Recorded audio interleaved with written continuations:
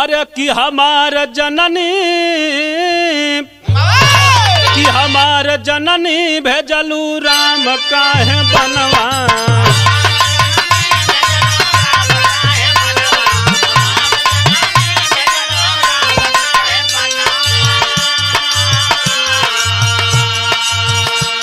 अरे रोई रोई भरत लाल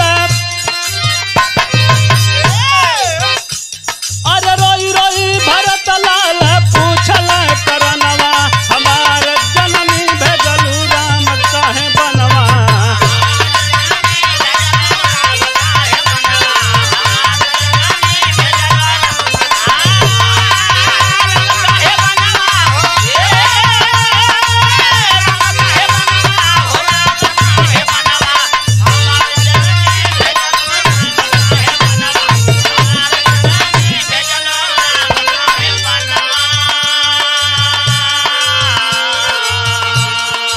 सवाल करत हवन राम के बिना रोव नर और नरिया।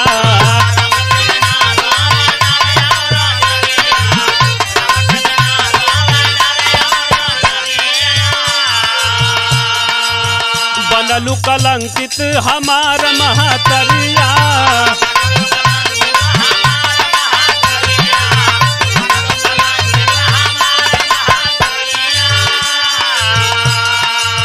राम के बिना रोव नर और नरिया बनलू कलंकित हमार महतरिया।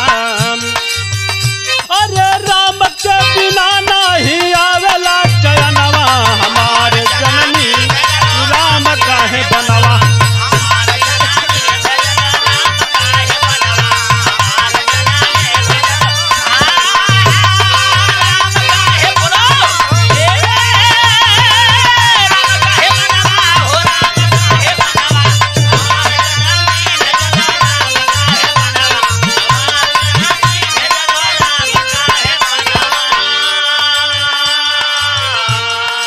आखिर भरत सवाल करत हवन कलश माई ये हमके अयोध्या के राज और पाठ कुछ ना चाही हम हो जाते भैया राम के लगे। कैलन का चलल मनावे भरत लाल भाई।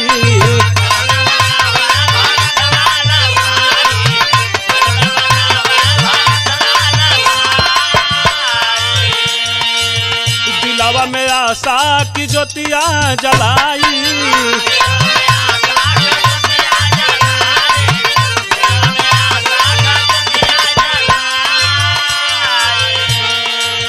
चलल मनावे भरत लाल भाई दिलावा में आशा की ज्योतिया जलाई। और राम कहे तोड़ब नाही अरे राम कहे तोड़ब नाही पिता के बचनवा हमार जननी भेजल राम काहे बनवा।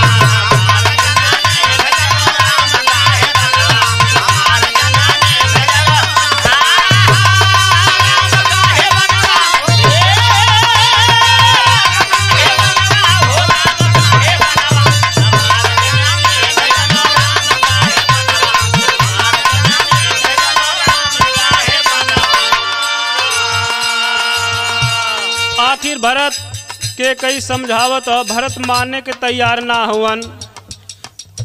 बिनती खरत थकल के कई ललनवा।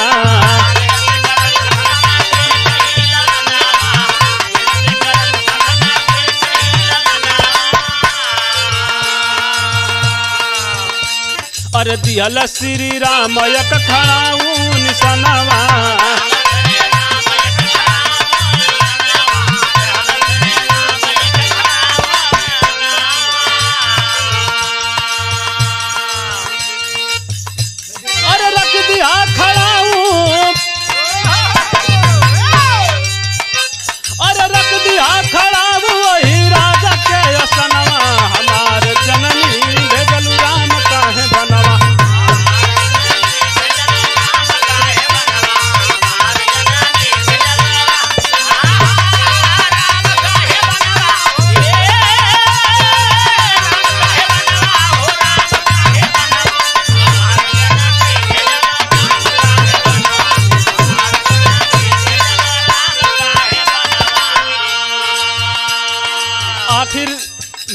लाइन में कहना है, गुरुआ बिहारी गुरु गणेश का प्रीतिया,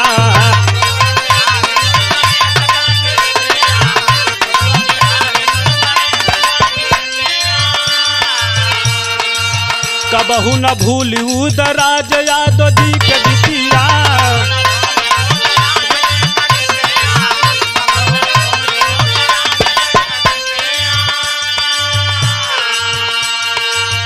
गुरुआ गणेश राम लाल का प्रीतिया, कबहू न भूली उदराज यादव जी का गीतिया। और गाँव अमरनाथ बाट सिद्धनाथ मकनवा हमार